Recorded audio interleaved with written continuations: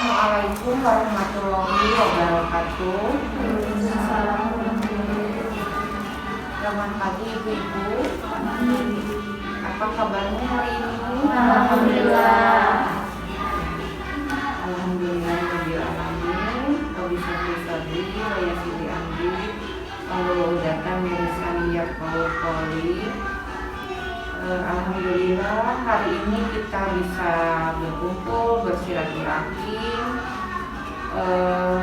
Kita hari ini akan mengadakan parenting, ya bagaimana tema hari ini pasti saja menarik, sangat menarik. Oleh karena itu saya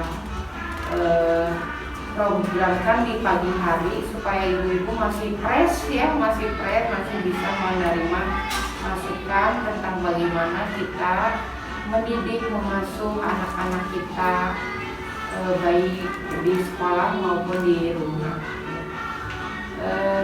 Saya ucapkan terima kasih kepada narasumber kita, Bapak Kodar, kemudian kepada ibu-ibu yang sudah meluangkan waktunya di tengah kesibukannya pada hari ini untuk menimba ilmu ya ibu-ibu. Saya juga sama ingin belajar bagaimana mengasuh anak yang baik dan benar itu agar kedepannya kita tidak salah mendidik anak-anak kita ya. Saya kepada Bapak Kodar disilakan untuk memberikan materinya pada hari ini. Ibu-ibu kita kasih applause dulu kepada Bapak Kodar. Silakan Bapak.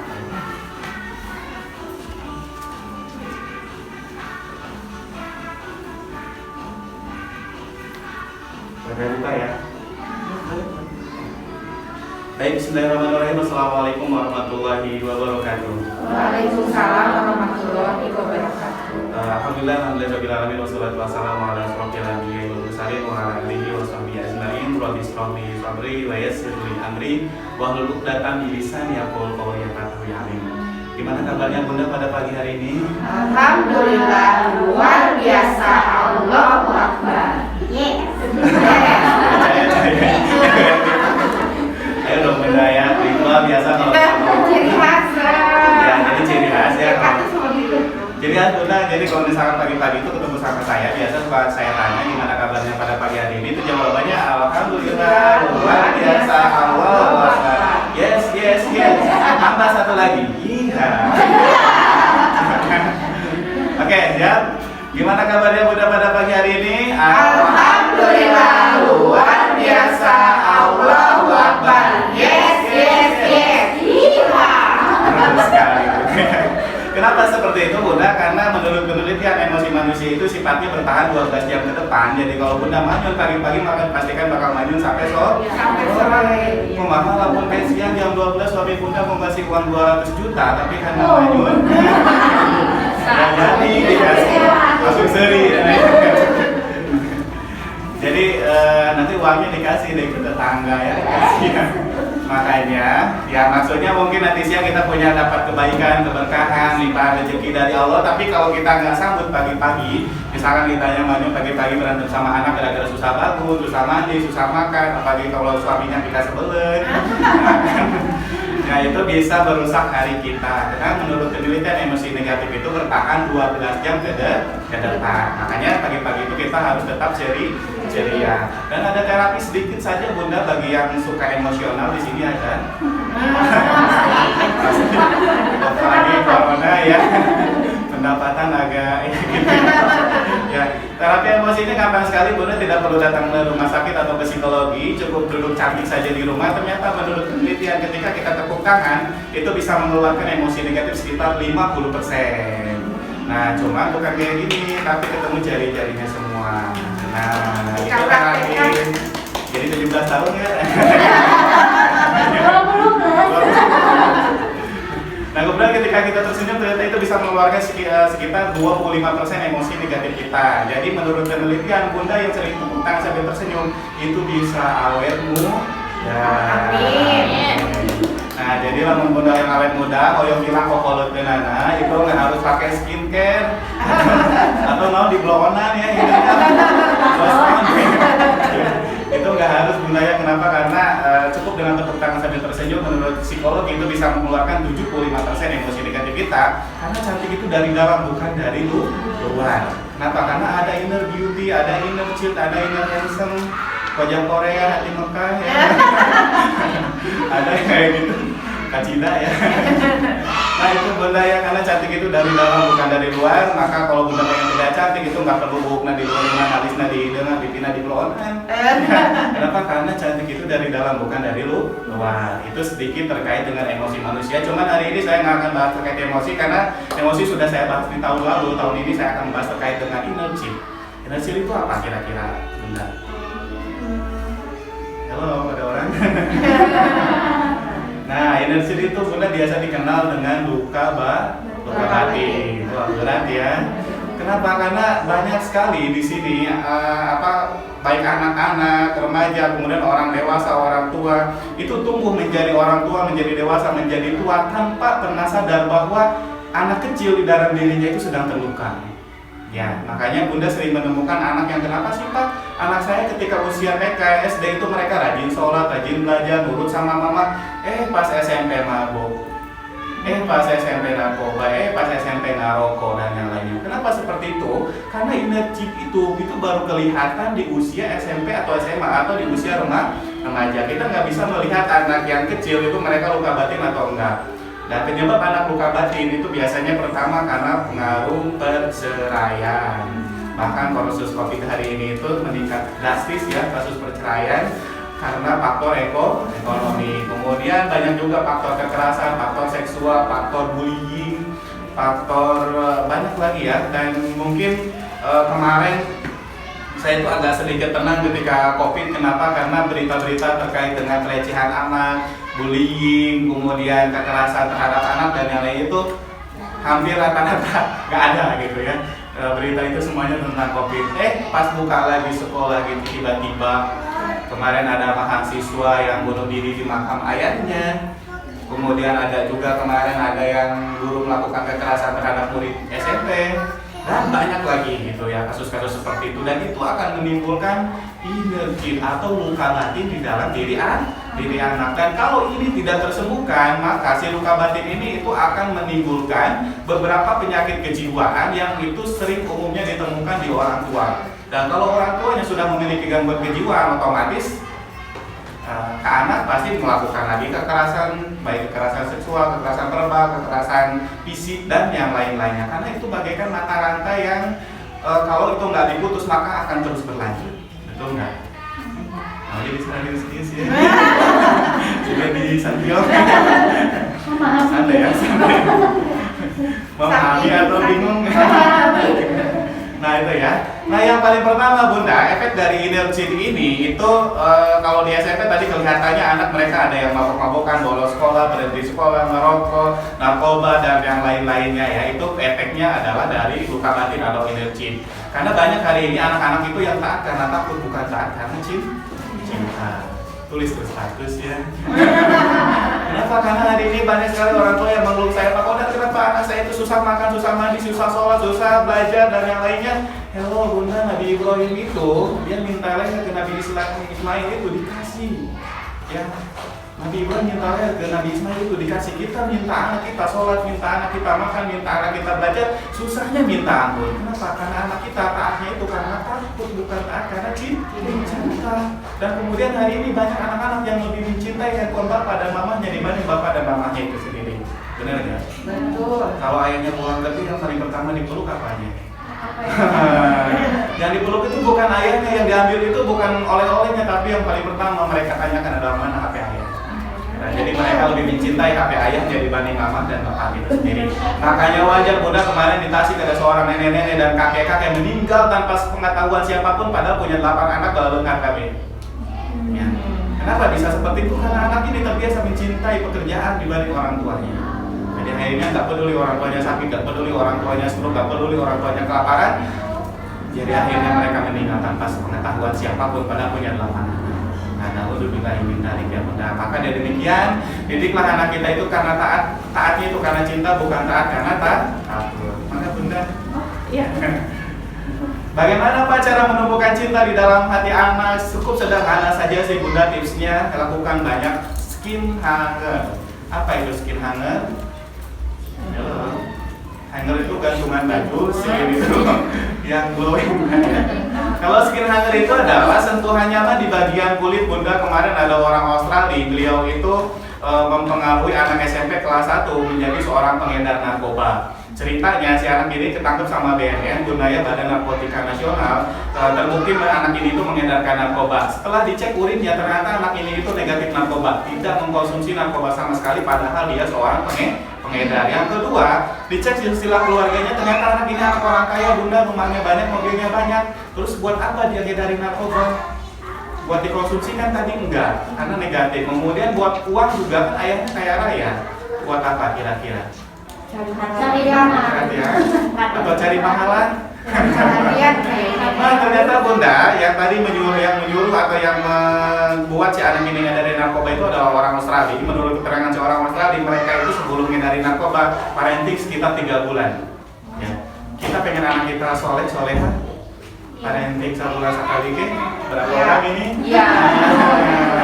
Ini orang Australia, mereka parenting dulu 3 bulan dengan tujuan untuk merangkul anak-anak yang galau supaya mereka bisa dimanfaatkan untuk menghindari narkoba. Dan kemudian karena kami bingung Bunda pada waktu itu si anak ini apakah karena dia konsumsi enggak, kemudian karena ekonomi juga enggak, ternyata kami ketemukan si anak ini sama orang Australia di sebuah mall. Kita pantau dari atas, kemudian apa yang dilakukan orang Australia ini paling pertama? Luar biasanya Bunda, dia hanya melukuk anak ini tuh 3 kali, pundaknya 1, 2, 3, kemudian nanya, saya kamu bahagia nggak hari ini? Setelah itu apa yang terjadi Bunda? Dia nangis-nangisnya, kemudian peluk omnya dan dia berkata, hanya om yang paham saya, hanya om yang tahu saya.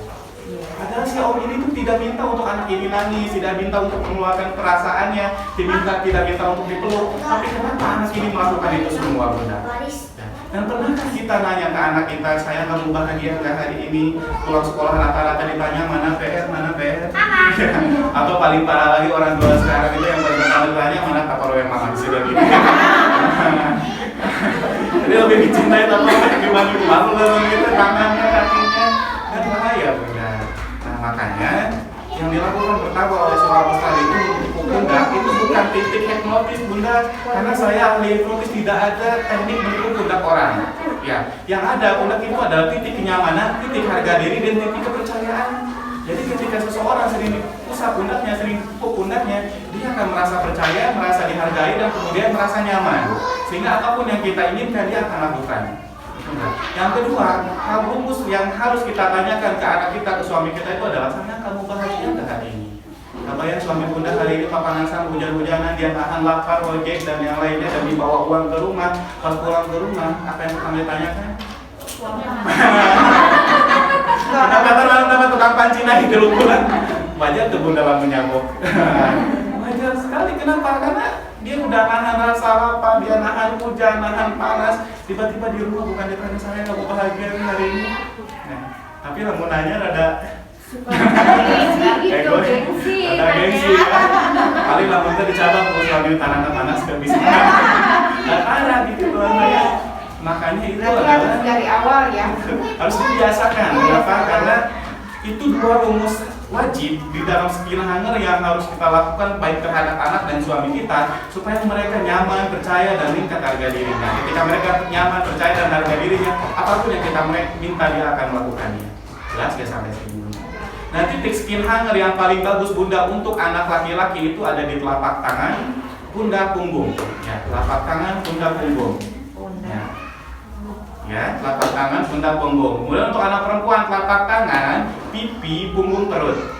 Nah, itu adalah titik yang harus disentuh terutama oleh bapaknya. Kenapa oleh bapaknya? Karena menurut penelitian, anak yang kekurangan skin hanger di masa kecil, dia akan tumbuh menjadi anak yang negative thinking atau julid ya biasanya. Tahu julid? Iya. Ya, seperti itu dia agak gede ke masalah yang kecil, kemudian sensitif terhadap orang lain. Dan yang kedua emosional. Ya, jadi dia tumbuh anak yang sekali haus blok-blok dilu cabuk ya. Kenapa? Karena kekurangan skin hanger ini.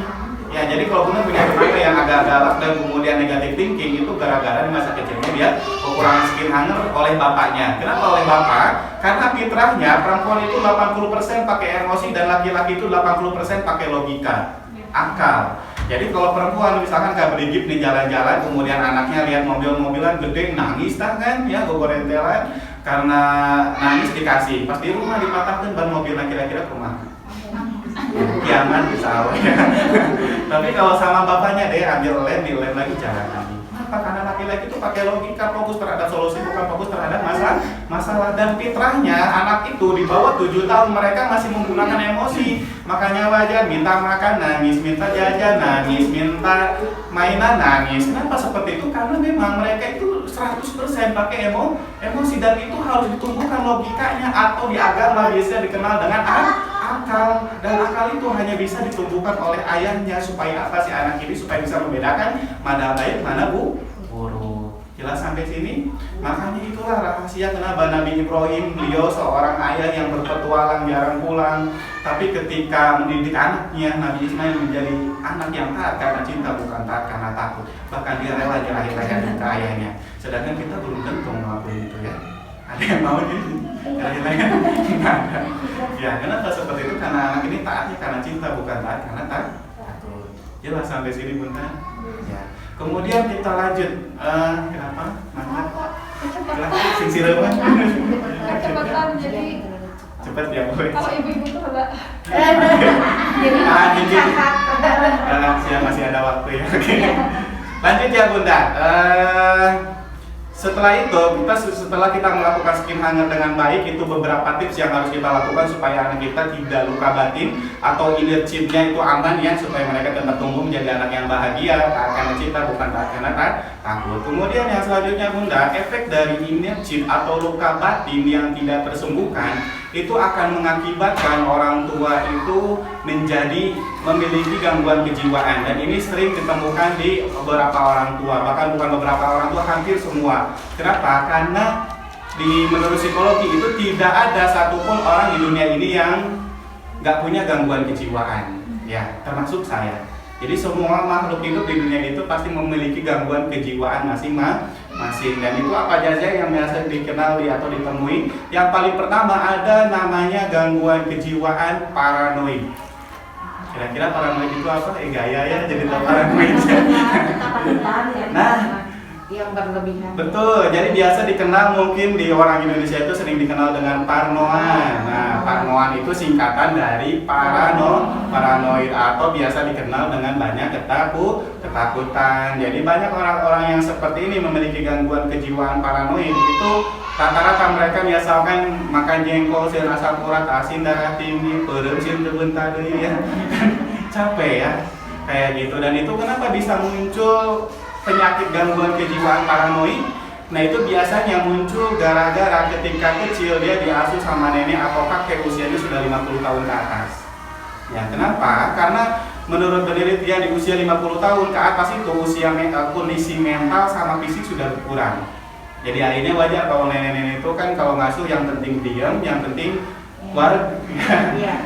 Yang penting diam anaknya, mau main HP, mau minum susu banyak, mau apa, silahkan, yang penting nggak usah nangis, wareg perutnya cukup. Padahal mereka tuh banyak hal yang harus kita stimulasi kan di anak kecil, nggak cukup dengan seperti itu gitu ya. Bahkan mungkin kalau keluar takut ini nggak boleh makan ini, nggak boleh itu, nggak boleh ini. Jadi banyak yang nggak bolehnya, sehingga ketika dewasa dia tumbuh menjadi orang paranoid. Jelas ya sampai sini. Kemudian yang kedua ada gangguan kejiwaan skizoid. Nah, apa skizoid? Halo. Saya bukan Google. Nah, skizoid itu Bunda, gangguannya itu biasanya orang gangguan kejiwaan skizoid itu dia memutuskan untuk tidak berhubungan dengan orang lain. Ya, jadi gangguan sosial lah ya kalau ini nyaman, dia memutuskan untuk tinggal rumah di leuweung sendirian sama ular sama harimau ya. Dan kemudian dia tidak suka berada di kerumunan yang banyak, bertemu dengan orang lain, dan biasanya ciri-ciri orang skizoid itu kalau kata orang Sunda itu bengetna tuh uyahan.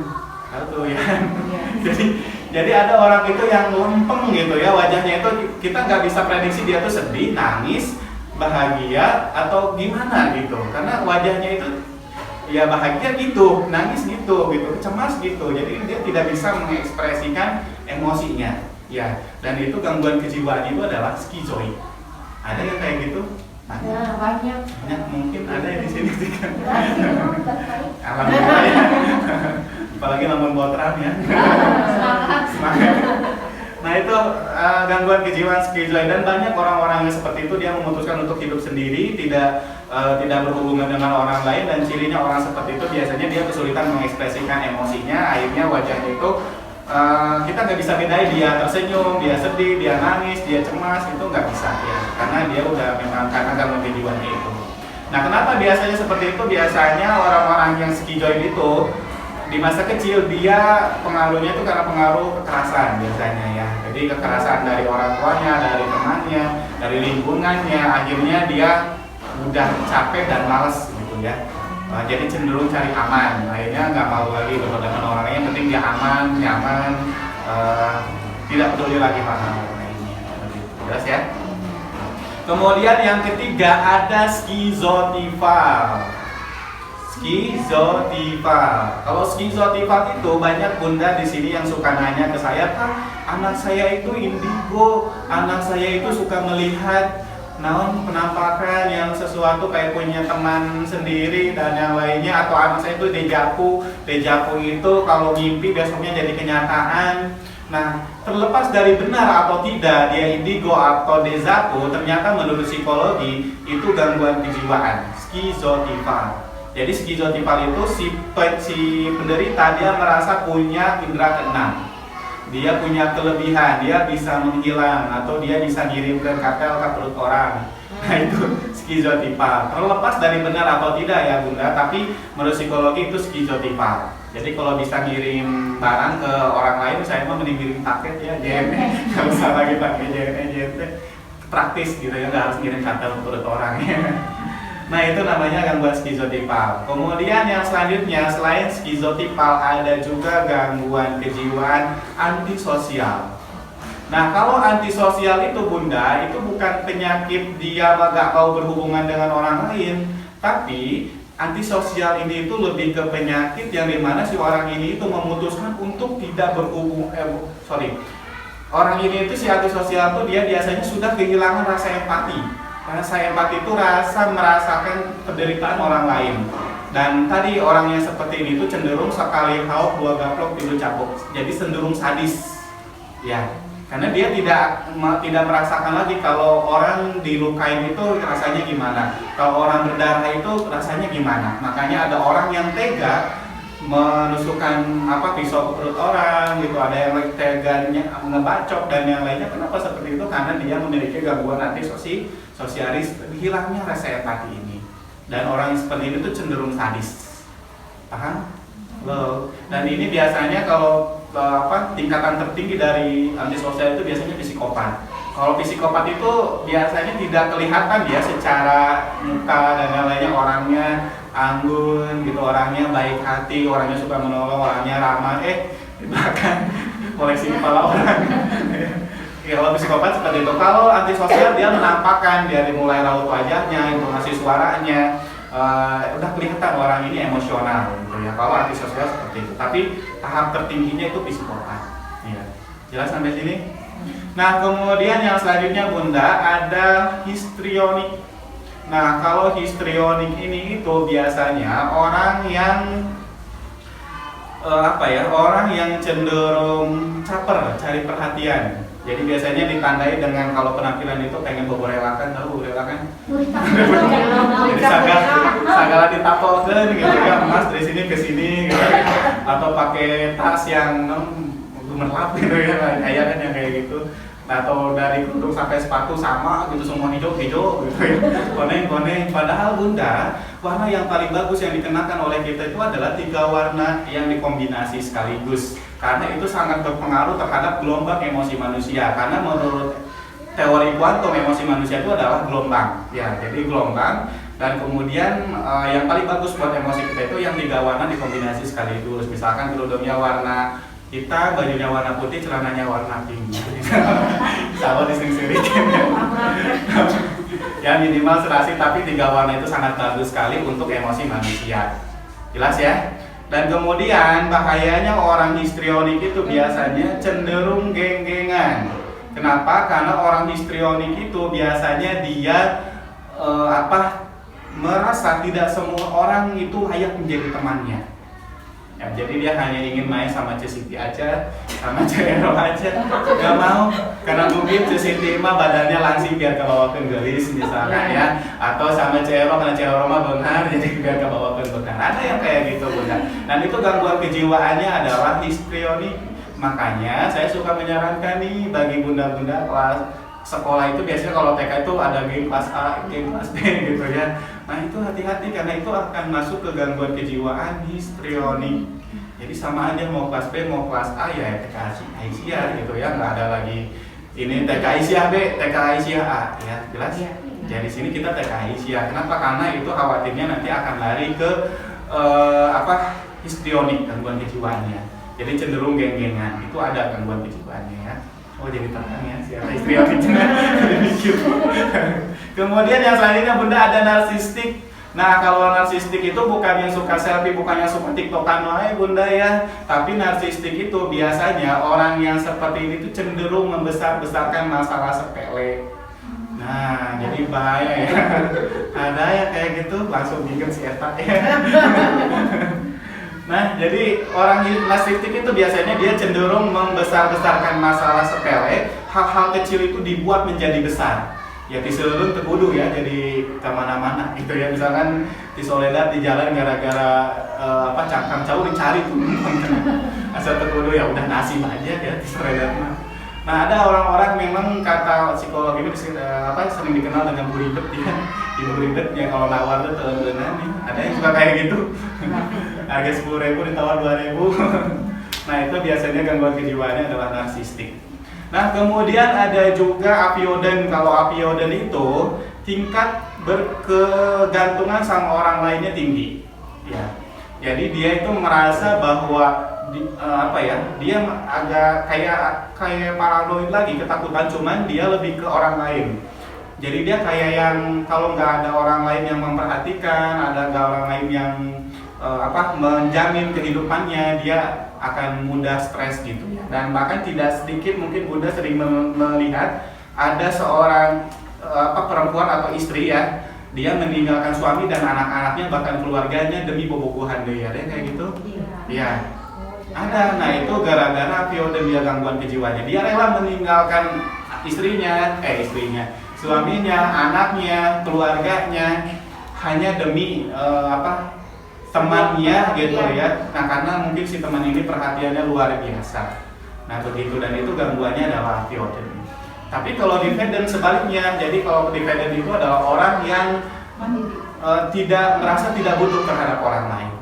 Ya, merasa tidak butuh terhadap orang lain, dan ini juga sama gangguan sosial karena manusia tidak ada yang bisa hidup sendiri ya.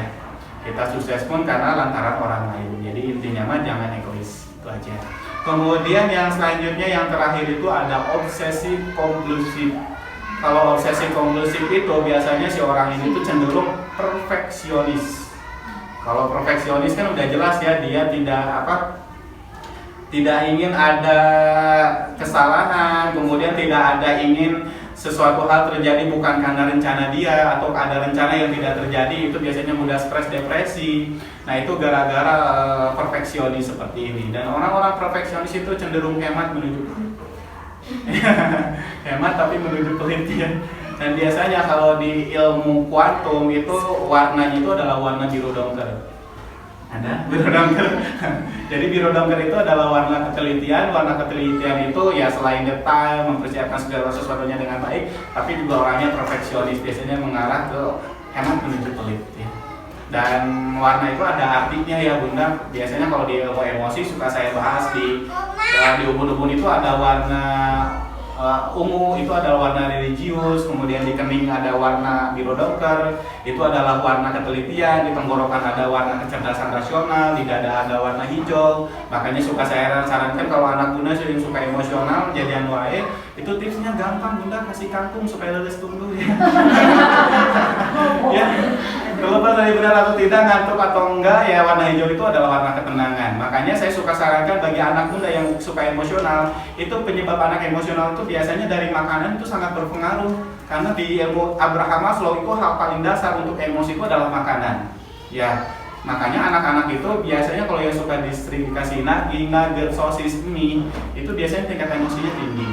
Ya, singa juga makannya daging ya. Kalau singa galak ya. Makanya perbanyak sayuran. Kalau sayuran itu warna hijau, warna ketenangan biasanya bisa membuat orang tenang karena itu warnanya ada di dada.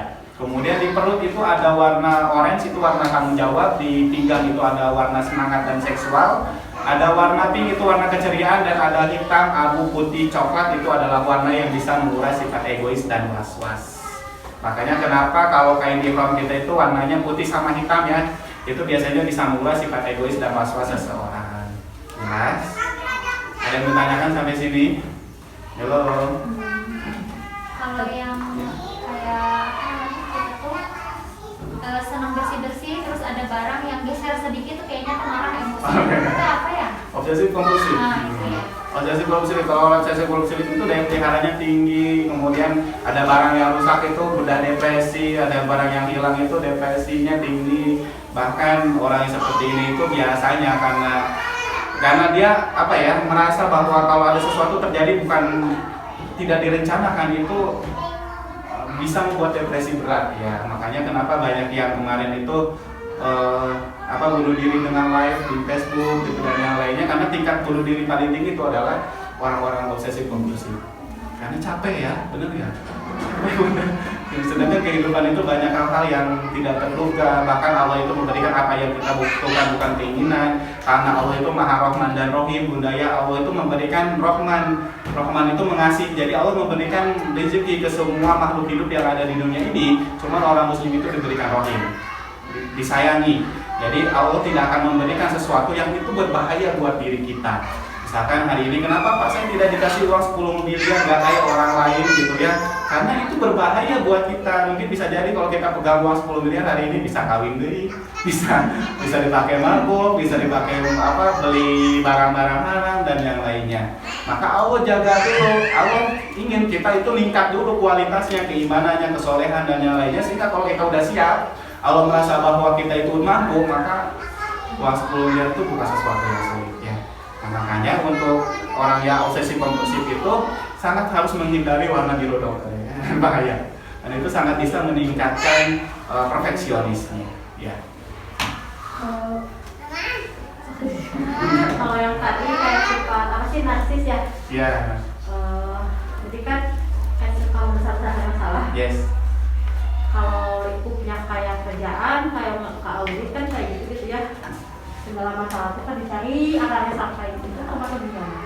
Karena emang itu merasa saya sebagai auditor jadi ke bawah gitu kehidupan saya, jadi dicari sampai akarnya kalau masalahnya ke mana. Jadi pekerjaan ke rumah gitu di bawah. Jadi kalau ada apa-apa jadi gampang gitu merasakan masalah. Oh ini pasti caranya dari sini gitu akarnya. Ini ketahuan aja semuanya sama saya tuh kenapa ya? Nah kalau biasanya apa gitu masalah keluarga, masalah apa sih saya tuh selalu tahu gitu.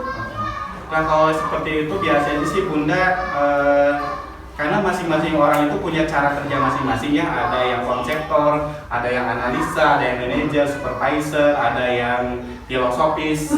Nah biasanya orang yang pintar memprediksi ya. Jadi saya bilang pintar memprediksi, kalau ngelakuin ini pasti ini gitu ya. Kalau ada ini pasti dari sini. Itu biasanya memiliki kecerdasan filosofis. Kalau filosofis itu dia bisa memprediksi hal-hal yang belum terjadi. Walaupun bukan ilmu gaib ya, bukan gangguan skizotipal, merasa punya ilmu yang lain atau mimpi jadi kenyataan bukan dejavu, tapi memang masing-masing orang itu punya cara kerjanya masing-masing. Nah, ada yang konseptor, dia sebelum menjadi sesuatu konsep dulu malam sampai ini. Ada yang analis, kalau analis itu ya diteliti dulu gitu ya. Ada juga yang supervisor ya nyuruh-nyuruh, ada yang manajer menerima pendapat dari semua pihak gitu ya, dan itu banyak lagi kalau saya bahas dan sudah saya upload di YouTube saya ya. Tapi biasanya orang seperti itu adalah orang filosofis. Nah kalau itu sih nggak masalah menurut saya ya, asal itu tidak membebani diri sendiri aja. Jadi kalau orang narsistik kan biasanya dia membebani diri sendiri karena dalam tanda kutip negatif ya, selalu mencari-cari kesalahan orang lain, selalu membesar-besarkan masalah orang lain, yang terkudu lah gitu. Kalau kita cukup tahu ya nggak masalah gitu ya. Supaya itu bisa jadi pegangan diri kita untuk melakukan hal yang baik ke depan, itu aja. Karena ini prinsip di dalam komunikasi sebenarnya Bunda, itu kita bisa melihat tapi belum tentu mengerti, dan kemudian kita bisa mengerti tapi tidak boleh menghakimi. Tulis ke status kita bisa melihat tapi kita bisa melihat tapi belum tentu mengerti. Kemudian kita bisa mengerti tapi belum, tidak boleh menghakimi, tidak boleh mendirect judgment orang lain. Cukup apa yang kita tahu kita simpan di dalam diri kita, supaya kita bisa memposisikan diri kita itu dengan baik untuk menghadapi orang lain. Di ilmu body language yang saya pelajari atau yang saya suka ini dibahas itu adalah ketika saya tahu orang ini berbohong, orang ini sedang marah, orang ini itu, dan saya tidak akan mendirect judgment bahwa kamu sedang berbohong, kamu sedang marah. Ini cukup tahu di diri saya sehingga saya bisa tahu apa yang harus saya lakukan gitu ya terhadap orang yang suka bohong. Berarti saya tidak percaya dengan apa yang diomongin, udah aja gitu. Tapi tidak jadi langsung, kalau narsisik kan langsung menghasut orang lain, oh sih kan nggak bohong ya, apa sih ya? Nah, itu yang nggak boleh. Tapi kalau untuk diri kita sendiri jadi oh iya bohong ya udah. Itu prinsip body language yang kita bisa melihat, belum tentu mengerti. Kalau kita bisa mengerti, tidak boleh menghakimi. Silakan Bunda. Begini Pak, tadi tentang inner child ya. Ya. Itu kan masih kecil yang ke bawah sampai dewasa. Yes. Nah, bagaimana cara memulihkannya itu? Apakah dengan kita berdamai dengan inner child itu atau gimana gitu? Karena kan itu mempengaruhi emosi, mempengaruhi anak gitu, mempengaruhi ke suami ya. Bagaimana cara memulihkannya gitu? Dia tidur saya. Nah, di inner child ini memang betul Bunda. Pertama, untuk menyembuhkan inner child itu, karena tadi banyak orang yang tumbuh menjadi dewasa dan jadi orang tua tanpa pernah sadar bahwa anak kecil di dalam dirinya itu sedang terluka. Bahkan mungkin Bunda-Bunda di sini, bahkan tadi kenapa ada orang narsistik, orang paranoid, orang skizofren, karena penyebabnya ini inner child yang tidak tersembuhkan di masa kecil, dan itu mempengaruhi kejiwaan kita, sehingga kalau orang sudah punya gangguan kejiwaan kan ngaruh ke kerjaan, ngaruh ke suami, bad-moodan, betean gitu ya, kemudian ke anak gampang marah, jadi akhirnya anaknya kena marah lagi, inner child lagi kena gitu, jadi terus. Nah, cara menyembuhkannya adalah pertama tadi skin hanger dulu ya, sentuhan nyaman di bagian kulit. Yang kedua, banyak melakukan bonding dengan diri sendiri. Bonding itu adalah berdamai dengan diri sendiri versi anak-anak. Jadi kita harus suatu waktu luangkan waktu, misalkan seminggu sekali itu. Jadi kalau me time itu menurut psikologi bukan yang jalan-jalan ke Borma atau ke apa Bunda ya, tapi me time itu Bunda sendiri di rumah, anak yang dari kecil sampai paling besar disuruh pergi sama ayahnya. Tapi tong kawin deh ya cukup jalan-jalan. Tapi cukup jalan-jalan dan yang lainnya, tapi Bunda di rumah sendirian. Jadi me time itu adalah Bunda di rumah sendirian, kudu jesuhan, kudu begeroh ya Bunda. Jadi Bunda cukup duduk cantik saja di kasur sambil nonton Korea ya, atau India atau Andin silakan ya. Terus kemudian Bunda coba duduk sebentar, kemudian rasakan bahwa bahwa Bunda itu menjadi anak kecil lagi, dan bicara dengan diri kita versi anak-anak. Misalkan kalau kita kecilnya dipanggil Ice, ya Ice, kamu itu sudah besar, sudah punya anak, sudah punya suami, maafkanlah orang-orang dulu, misalkan ayah atau siapa gitu, kakak atau tetangga atau teman yang membuat kita sakit hati di masa kecil, sehingga hari ini kamu menjadi orang yang bahagia dan merdeka. Karena saya tidak membenarkan Bunda sukses dengan membawa luka. Misalkan ada yang orang, saya pengen sukses gara-gara dihina mertua misalkan, dihina orang tua atau saudara atau siapa, ingin membuktikan, dan itu saya tidak membenarkan. Kalaupun memang Bunda sukses, itu tidak akan pernah bahagia. Ya. Jadi diri sendiri ya. Jadi bonding itu adalah berbicara dengan diri sendiri versi anak-anak, dan itu lakukan di waktu me time, tanpa ada anak, tanpa ada suami. Jelas ya? Mahes ya, udah betul-betul. Ya minimal malam hari atau Bunda kalau nggak bisa, Bunda coba merenungkan diri, kemudian berdamai dengan diri sendiri supaya luka batin yang Bunda dapatkan hari ini itu segera ini. Karena kuncinya untuk supaya sembuh luka batin itu adalah berdamai dengan diri sendiri, ikhlas dengan diri sendiri dan ikhlas terhadap apa yang sudah terjadi di masa yang lalu. Kalau Bunda masih merasa kayak nyerian gitu ya, pernah direndahkan, pernah dihina oleh orang lain dan itu ingin jadi sukses gara-gara itu, saya yakin Bunda seumur hidup tidak akan pernah bahagia. Gitu ya. Dan Bunda akan selalu tersiksa sampai mati. Alhamdulillah ya, makanya udahlah gitu ya, berdamai dengan diri sendiri supaya Bunda bisa sembuh penyakit gangguan kejiwaannya sehingga anak tidak kena getahnya gitu ya, tidak kena apa yang kesalahan kita. Nah, seperti itu. Jelas ya, kalaupun misalkan Bunda tidak bisa bonding dengan sendiri ya memang harus ada ahlinya, baik ke psikologi atau ke ahli hipnoterapi, dan itu sudah saya upload Bunda untuk audio hipnoterapi pemulihan diri. Nah itu Bunda bisa dengarkan sebelum tidur supaya Bunda bisa menjadi orang yang sehat, bahagia dan selalu damai. Dan apapun yang Bunda dapatkan, punya uang atau tidak punya uang, ya terus kemudian apapun masalah yang kita hadapi kita bisa terus bahagia, gitu ya, dengan audio hipnoterapi. Karena di sana sudah saya upload hipnoslimming, audio hipnoterapi, kemudian hipnoselling juga ada, jadi cara menjual dengan baik, hipnobeting, cara misalnya Bunda ada yang mau melahirkan dengan normal bekas sesar, itu bisa. Ada, silakan. Tadi kan yang istimewa itu kan kalau anak perempuan itu misalnya dilakukan layanan. Yes. Nah kalau misalnya laki-laki itu sama atau nah soalnya biasanya laki-laki itu dekat sama ibunya, kalau anak perempuan biasanya itu dekat sama ayahnya. Ya, kalau anak-anak itu saya tidak melihat itu laki-laki atau perempuan karena fitrahnya di bawah 7 tahun anak laki-laki atau anak perempuan itu masih mereka menggunakan emosi. Jadi intinya kenapa sama ayah itu tujuannya adalah untuk meningkatkan logika dan akalnya. Dan gak bisa, walaupun sehebat apapun ibunya ya tetap gak bisa karena perempuan itu fitrahnya 80% pakai emosi. Nanti api sama api, ya itu. Makanya kenapa? Ya harus sama ayahnya, mau anak laki-laki atau perempuan juga sama ya. Karena begitu, makanya kenapa banyak anak yang rewel, manja, nempel sama mama. Karena itu, salah satunya adalah emosi ketemu emosi. Jadi akhirnya ya begitu ya, emosi ketemu emosi. Nah, supaya agak reda, supaya anaknya lebih tenang ya nggak ada lagi adalah skinhanger oleh bapaknya. Kalau nggak ada bapaknya misalkan mohon maaf bundanya korban perceraian atau meninggal atau gimana gitu ya, kita berkaca sama kasus Rasulullah, beliau 8 bulan yatim piatu tapi tumbuh menjadi Rasul yang sangat hebat, luar biasa, bahkan nomor 1 orang paling berpengaruh di dunia. Dan kenapa bisa seperti itu? Karena diasuh sama paman atau uaknya atau kakeknya. Jadi intinya mah nggak masalah kalau itu dilakukan oleh uaknya, pamannya ataupun kakeknya ya. Begitu. Karena siapa bilang kalau misalkan anak yang dia bapaknya Bang Toib jarang pulang kemudian akan kekurangan kasih sayang ayahnya? Enggak juga, Nabi Ibrahim juga tipikal nabi yang bepergian, tapi Nabi Ismail tumbuh menjadi anak yang penuh kasih sayang dan penuh cinta karena tadi waktu yang sedikit itu maksimal dengan banyak skenanya. Jadi kalau waktu yang sedikit itu sayang kalau hanya cuma dipakai main handphone bareng, ya cuman nonton TV bareng gitu ya, jadi nggak ada skenanya, nggak ada sentuhannya. Karena itulah yang paling penting. Karena sekarang mah ya gitu ya, kebanyakan ya me time mabar gitu ya memang.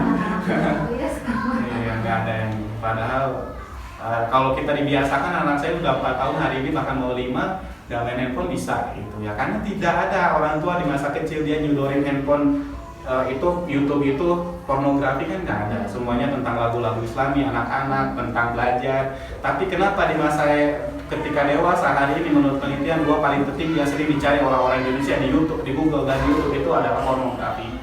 2 tertinggi menurut Google Trends. Kenapa seperti itu? Dan jadi kalau ada anak muda SMP atau SMA mereka minta handphone untuk belajar berarti bohong besar. Kenapa nggak tradingnya matematika atau kimia kalau memang itu dipakai untuk belajar? Malah ini pornografi. Dan yang ngasih handphone siapa? Ya, begitulah. Ya, kalau kumaha tuh gaptek misalnya anaknya nanti masa depan nggak ada ini. Buktinya bunda kita di masa kecil nggak main handphone dan yang lainnya. Akhirnya bunda udah gede paket datang di ke rumah. Pinter gitu ya. Order di Shopee, order di Lazada, Tokopedia. Buktinya kan gak jadi gaptek. Nah itulah, jadi jangan khawatir kalau masalah gaptek dan yang lainnya, saya yakin enggak. Dan bisa, sebenarnya anak saya nggak main handphone sampai sekarang bisa. Tinggal bagaimana kitanya aja. Udah sih ya sampai sini. Halo, ada yang tanyakan lagi?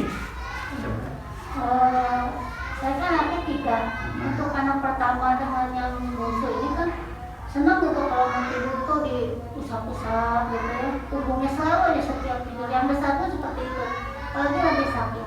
Tapi untuk yang kedua, karena dari kecilnya dengan kakek neneknya, itu nggak mau kalau sakit juga gitu. Saya tuh kayak takut gitu, kayak Lintas. tiba-tiba menghindar, selalu menghindar, boro-boro di gini gitu ya, mau dipeluk atau apa, nggak mau aja gitu.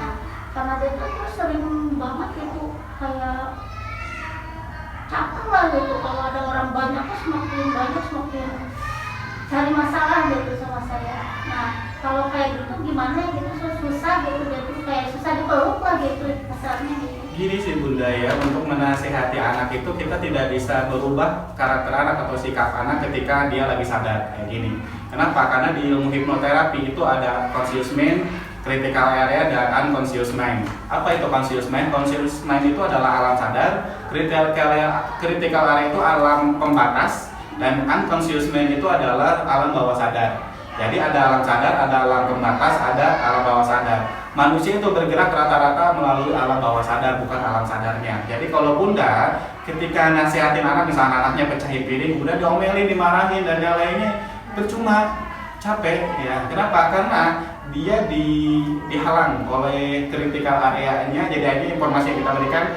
mudah keluar, ya nggak masuk ke dalam. Jadi akhirnya mah Bunda capek, anaknya cek orang sudah tengah dingin. Nah itu. Jadi akhirnya kita capek, anak capek. Makanya Bunda, kalau misalkan kita mau nasihatin anak itu jangan lagi sadar kayak gini. Misalkan kita pun sama Bunda nih, hari ini sok keluar tuh 100.000 ewan. So, tuh kan langsung enggak ya. Kenapa seperti itu? Karena ada critical area ini, ada pembatas antara alam sadar dan alam bawah sadar. Nah, si pembatas ini itu akan terbuka lebar ketika anak tidur setengah jam setelah memejamkan mata. Jadi ketika dia memejamkan mata, ini terbuka lebar sekali, tidak ada pembatas. Makanya kalau Bunda mau nasihatin anak itu di waktu dia tidur setengah jam setelah dia tidur, tidak boleh lewat, tidak boleh kurang. Makanya kamu tidur duluan. Karena kalau tidur duluan balik dihipnotis sama anak. Besoknya jebol Bundanya. Akhirnya mau jajan karena itu ya. Makanya Bunda setengah tidur itu Bunda hitung, tungguin setengah jam tidur. Setelah itu Bunda bicara di sana. Cuma bicaranya nggak harus ke telinganya, karena yang kita targetkan itu bukan telinga, tapi gelombang otaknya. Jelas ya? Jadi Bunda lah nge-sleep terapi atau tadi mau bicara ketika anak tidur itu nggak usah ke telinganya, nanti bangun non. Jelas ya kita nih. Jangan dia pemain HP wae, mama lihat tinggalin non. Luas ya Bunda, tapi yang paling bagus itu Bunda melalui gelombang otaknya, jadi bisa dari pintu kamar, bisa agak jauh dikit, bisa pelan juga nggak masalah bicaranya, karena kita nggak menargetkan telinga tapi gelombang otaknya. Dengan di sana dia terbuka, silakan Bunda masukkan informasi yang Bunda inginkan. Misalkan dia besok nggak boleh main HP lagi, dia besok makan sayuran, dia besok suka dipeluk mama, dia besok nggak boleh pipis di kasur lagi, dia besok berhenti pakai pampasnya dan yang lainnya. Itu semua bisa dilakukan Bunda. Ketika ini cuman rumusnya itu hanya satu masalah saja yang harus kita masukin. Bunda nggak bisa double, jadi nggak bisa tentang HP, tentang makan, tentang pipis di kasur ya. Mudah ya Bunda. Satu dan itu 30 hari, 30 malam. 30 malam. Diulang terus 30 konsisten. 30 malam satu masalah dan nggak boleh berhenti. Kalau Bunda 10 hari kemudian ketiduran, balik lagi ke awal. 30 hari. Nah, dan itu perlu perjuangan ya Bunda semuanya. Dan itu bisa dilakukan baik anak muda yang kecil, mau yang remaja, mau bapaknya, silakan ya supaya Bapaknya Yes. besok tahu membelanjanya ya. Berarti 30 hari berturut-turut. 30 hari berturut-turut. Itu bisa dari pintu kamar, dari Bundanya sambil duduk dan yang lainnya. Nggak harus sambil diusapin, nggak harus ke telinganya, karena yang salah itu Bunda di telinganya. Akhirnya mereka sadar gitu ya. Jadi dari jauh aja ya, nggak masalah. Kalau Silakan. tadi yang maaf ya, tadi ingat saya lagi. Jadi kalau dari situ ke subconscious ya, ke alam bawah sadar. Alam bawah sadar. Jadi semua perilaku yang kita hari ini lakukan itu adalah berasal dari alam unconscious mind atau alam bawah sadar. Termasuk energi juga adanya di unconscious mind. Emang memori terus. Iya. Soalnya soalnya lebih long time ya, long time apa yang memory. nggak sadar kita lakukan biasanya itu masuk ke subconscious. Iya. Kalau yang sadar misalkan kayak hari ini kita sadar ya itu conscious yang ini, tapi kalau alam bawah sadar itu kenapa ada perilaku yang kita tuh kadang nggak ngeh gitu, kenapa kita ngelakuin gitu? Banyak ya, banyak hal-hal yang kayak gitu, dan itu berdasarkan dari unconscious mind ini. Itu kumpulan dari kebiasaan-kebiasaan atau dari pengaruh-pengaruh yang memang dia tembus critical area-nya. Dan untuk menembus critical area itu kalau lagi sadar ada 3: visual, verbal, vokal. Visual, vokal, verbal. Jadi visual, jadi biasanya yang paling pertama sering menembus critical area itu adalah visual. Makanya Bunda kenapa jatuh cinta sama laki-laki banyak hati ganteng? Karena setiap ya ningali lu ganteng, karena itu lihat visualnya. Bunda seneng kalau lihat gestur laki-laki yang gesturnya itu kalau Sahrul karena berjalanlah seolah-olah menari, berbicaralah seolah-olah menyanyi. Ya, jadi kalau menyanyi berbicara itu kok berewek kan Bunda ya. Jadi anak pusing duluan. Jadi kan ada yang kalau berbicara teh gitu ya, terus lihat kabur emosi, gak kuat. Jadi kata Sarul kan pernah bahwa berbicaralah seolah-olah bernyanyi, berjalanlah seolah-olah menari. Karena itu akan berpengaruh ke bahasa tubuh kita supaya orang itu percaya sama kita, anak itu mau ketika kita pengaruhi dan yang lainnya. Kemudian vokal intonasi suara itu berpengaruh. Jadi Bunda menyampaikan informasi, kalau intonasi suaranya nggak jelas kan bingung ya. Bunda mau ngalawak tapi lalaunan, sering atau Bunda mau marah tapi bisik-bisik kan nggak bisa, atau di dalam hati marahnya nggak bisa. Jadi intonasi suara itu kayak nyanyi aja sama, ada kalau marah itu intonasinya kayak gini, kalau lagi ngelawak itu kayak gini, kalau lagi sedih itu kayak gini. Jadi ada intonasinya. Kemudian yang terakhir verbal, karena manusia itu ada neuro-linguistic program. Neuro-linguistic program itu adalah saraf yang dia itu berkaitan dengan kata-kata. Jadi dipilih kata-kata yang memang yang itu bisa mempengaruhi anak, kayak mandi, misalkan kita ganti dengan main di kamar mandi, misalkan main-mainan di kamar mandi, itu sama padahalnya nyuruh anak mandi gitu ya.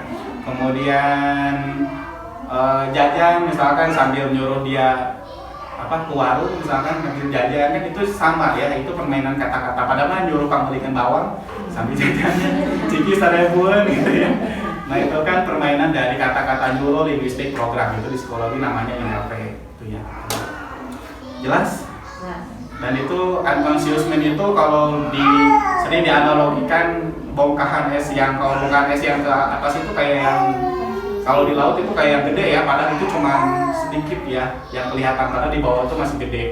Dan inilah yang disebut unconscious mind, ini yang disebut conscious mind. Alam sadar, alam bawah sadar itu ternyata lebih besar gitu pengaruhnya terhadap diri kita, termasuk energi, kemudian gangguan kejiwaan, masalah-masalah di dalam diri itu terkumpulnya di sana.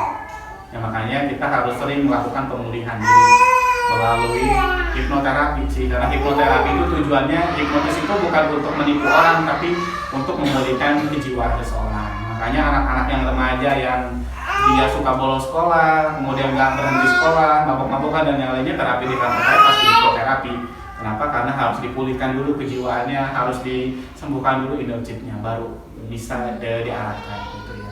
Jelas sampai sini Bunda? Ada yang menanyakan? Cukup jelas? Batasan inner child itu dari sampai maksudnya kalau inner child saya itu kan pernah disebut sama ibu gitu.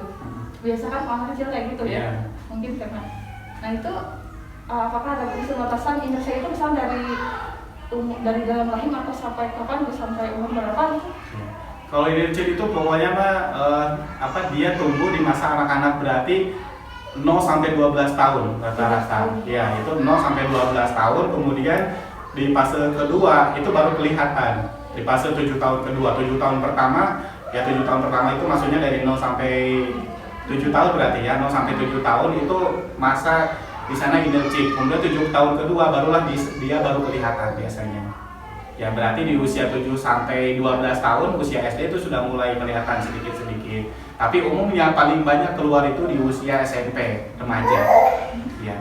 Berarti kalau gitu merenang usia 7 tahun ketiga kali ya kelihatannya ya. Berarti 7 tahun 12 tahun pertama itu pembentukan inner child, kemudian baru kelihatan di usia SMP SMA. Ya.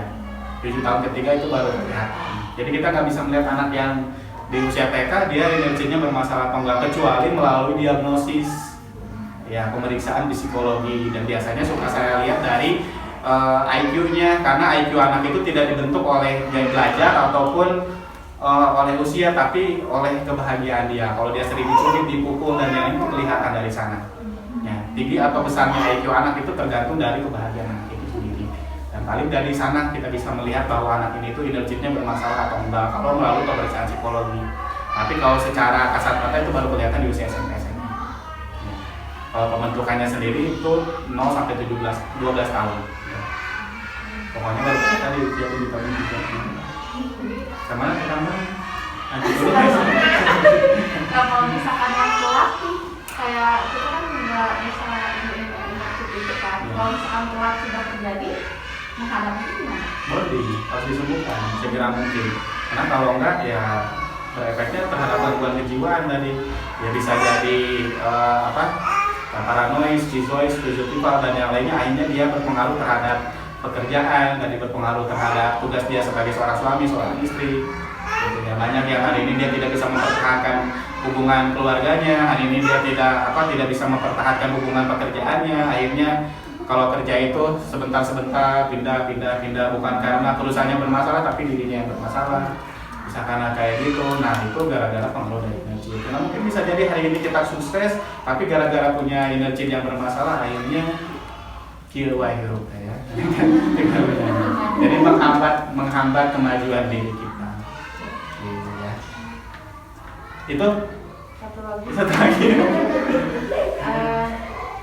Misalnya kita tahu nih, udah tahu ilmunya, oh berarti teman kita tuh seperti itu ya.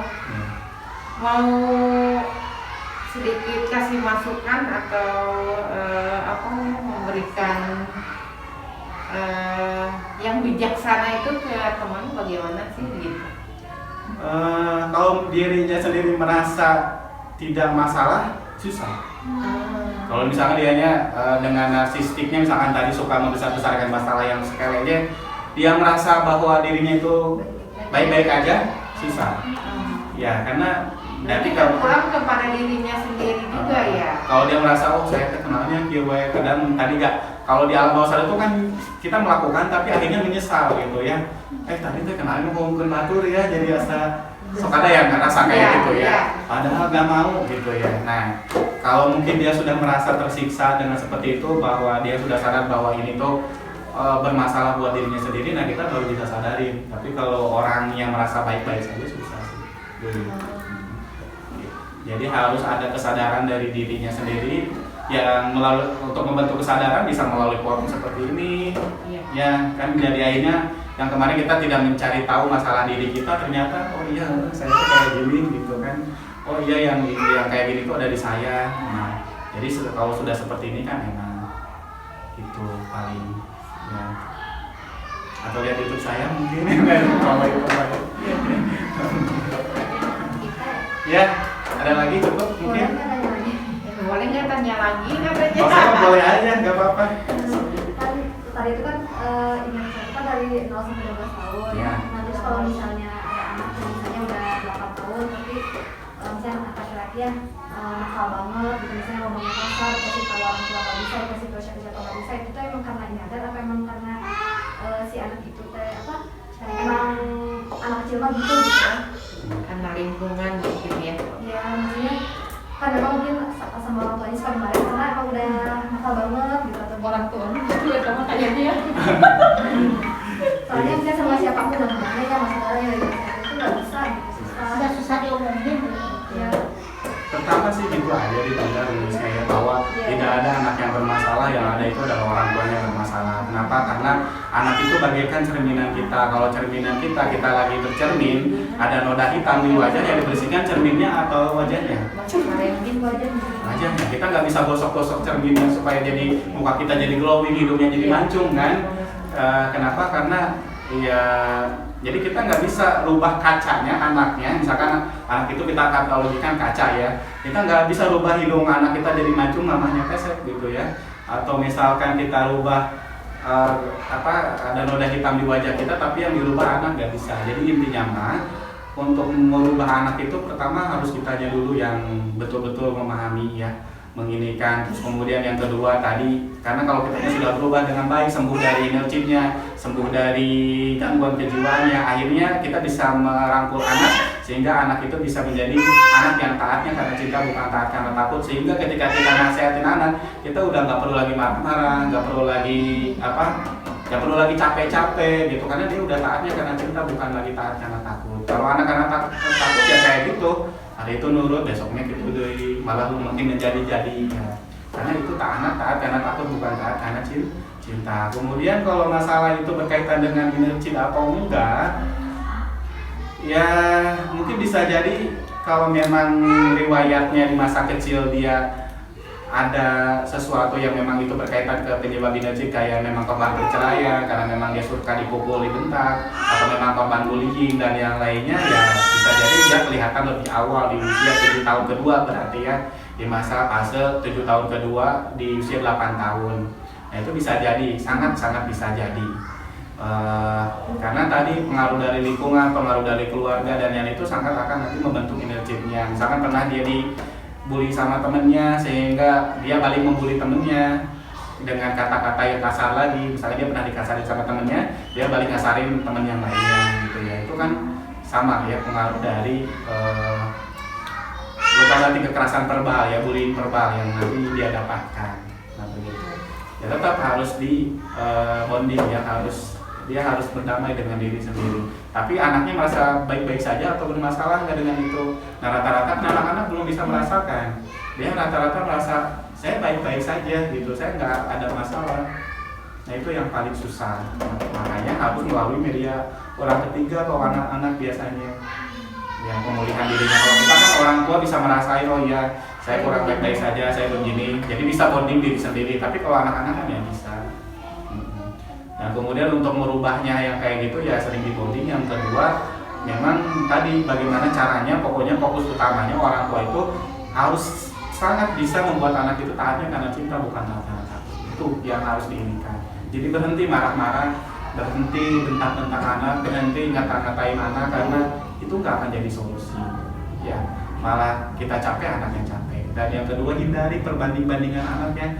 Stop ngabandingkan si eta mah hideung, si ini mah bodai, atau si ini mah mancung, si ini mah pesek, si ini mah gendut, si ini mah langsing, si ini mah keriting, si ini mah lurus. Nah hal-hal yang kayak gitu bisa menanamkan kebencian di dalam hati anak. Jadi tolong ya, kadang anak yang kenapa dia berbicara kasar, jadi galak, emosi dan yang lainnya, karena di masa kecil dia merasa merasa dirinya tidak dihargai, tidak diarti dengan dibandingkan dengan saudaranya.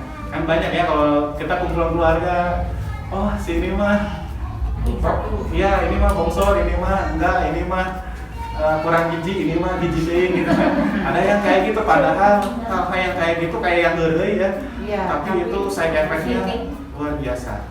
Bisa ke tadi kan bullying verbal itu nggak harus dari temennya, kadang orang tua yang paling banyak hal yang kayak gitu. Jadi ini karena saya merasakan Bunda ketika kecil tuh saya tiga bersaudara, saya pamannya, dua saya alo ponakan itu seumuran sama saya. Jadi wah itu ketat sekali persaingan. Padahal saya nggak mau bersaing, tapi persaingan dari ini ranking 1, ini mah enggak, ranking bodoh, ini mah ganteng banyak pacarnya, ini mah enggak. Ya Allah budak-budak gitu. Dan sampai saya lebaran pun nggak mau salaman sama ponakan saya. Padahal sekarang sih gituan gitu ya. Nah, jadi sekarang malah saling menyayangi dan yang lainnya itu gara-gara ulah siapa? Kenapa sampai bermusuhan? Ulah siapa? Orang karena nggak sadar hal yang kayak gitu. Padahal nggak penting banget ya. Jadi akhirnya saya berontak. Ada yang berontak ke prestasi, ada yang berontak ke yang negatif. Akhirnya saya berontaknya ke yang negatif, main ya kasar dan yang lainnya gara-gara itu. Padahal saya tidak mau itu. Awalnya nggak mau itu. Rata-rata awalnya dari saya.